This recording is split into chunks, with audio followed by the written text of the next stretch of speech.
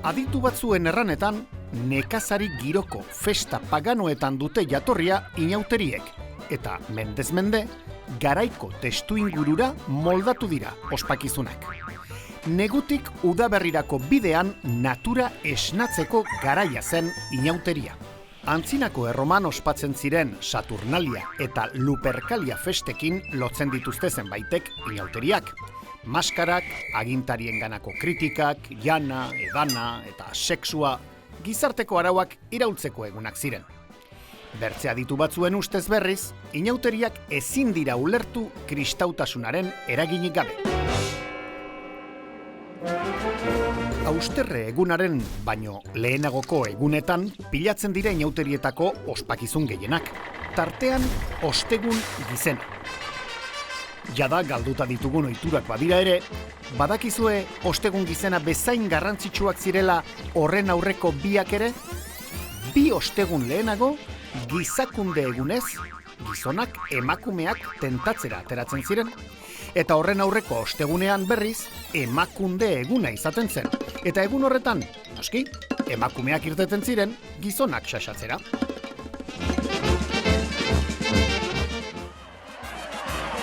Akaitze, gaur egun denda batera joan eta edonor bihurtu daiteke jantzia erosita Spiderman, Superman edo edozein gauza. Baina garai batean nola mozorratzen ziren, zerekin mozorratzen ziren? Garai batean hori esan bapere arrunta. Behar bada hirietan eta dirudunek erosiko eben behar bada mozorroren bat. Baina normalena zen etxeko erropakaz egitea. Ganera beste gauza bat esango dutzuet, mozorroa bera baino garrantzitsuagoa zen maskara. Edo maskara dinotenean da aurpegia estaltzea. Zertarako? Inauterietan legea ustea da garrantzitsuena. Eta ordun, zu mozorrotzeaz ganera aurpegia estalita badaroazu, horrek emoten dotzu aukera askatasunez jokatzeko. Eta beti aurpegia estalita zen, aurpegia estali gabe etzian mozorrotzen. Hori gehiago zen, hirietako kontua, dirudunen kontua, apur bat, ja aukera aukielako apaizez, edo monjas, edo señoritos, edo lango, ja bestera bateko mozorroak ziren. Hori da. Beraz, debekualdi bat baino lehenagoko azken besta litzateke.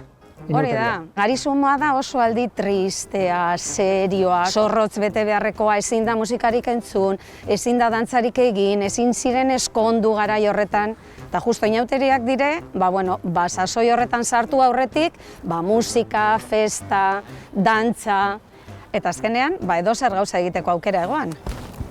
Esan beharrez zirenak esan, baserrietara joan eta soloko tresnak hartu eta plaza erdian itxi, edo arbol batetik zintzilikatuta, Nafarroan adibidez Zintruen igon, Sarra Muskero izeneko pertsonai batzuk egoten ziren, eta horrek kaletik mozorrotu barik egozan jentea zikintzeko eskubidea eukien antza. Antza kontaten da benetik, 84. urtean, Argako autobusa gelditu, autobusera montatu, eta bidaiaren guztiak txarri tripakaz zikindu ebezan. Mundakan, adibidez, atorrak, garai baten, etxeetako hormetatik eta leihoetatik sartu eta balkoietatik sartu, eta tostadak lapurtzen ebezan.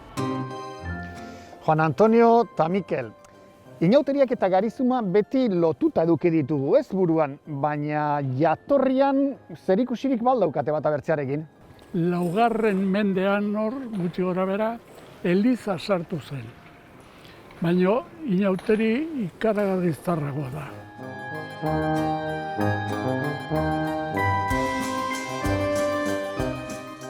Nekazariek zertarako erabiltzen zuten inauteria? Kimatze garaia? Claro. Eta martxo-apirilean zomorro eta mozorrok etorriko dire. Nolabait definizio bat emateko inauteria izango litzateke konjuroak egiten dituen drama bat. Horregatik agertzen dira, agertzen da dantza, agertzen da kantua, eta orduan konjuro horietan mozorrotuta dauden horiek egiten dute insektuen papera eta nolabait usatu behar ditugu. Mozorro, zomorro... Mozorro. Eta mozorroetan ze elementu daude zomorroak uxatzeko? Animaliek eurek erabili dituzten elementuak uxatzeko. Agertzen dira joareak, agertzen dira isopoak, agertzen dira maskarak berak, agertzen dira aurpegiak belztuta, baina edozein kasutan elementu sinpleenak dituenak eta ezer eramaten ez duenak mozorrotzearekin, berarekin ja zomorro dela adierazten du.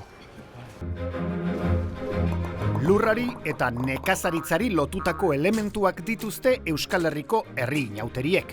Hibernaziotik esnatzen ari den hartza dozenaka inauteritan agertzen da. Markina xemeinen, arizkunen, edo antzolan adibidez, edo berdin maskaradetan. Altsasuko momotxorroek sardeak eramaten dituzte eskuetan eta bertako mozorroak goldearekin aurrera eta atzera ibiltzen dira. Badira, herriz-herri errepikatzen diren bertze zenbait kontu. Urte osoko txarrak garbitzeko ere baliatzen zituzten herritarrek inauteriak. Panpina bat egin eta urte osoko gaitzen errudun egiten zuten. Ondoren, epaitu eta erretzeko. Horren adibideak dira, zanpantzar, lantzeko mielotxin edo zalduondoko markitos. Hego Euskal Herrian, gaur egun ezagutzen ditugun inauteri asko frankismo ostean berreskuratu ziren. Herritar zaharrenen lekukotasunetan eta dokumentu zaharragoetan oinarrituta. Debekua 40 urtez mantendu zuten, baina zenbait lekutan mantendu ziren ohitura batzuk, eske erronda edo puskabiltzeak adibidez, eta herri batzuetan lantzen erraterako frankismopean berreskuratu zituzten inauteriak.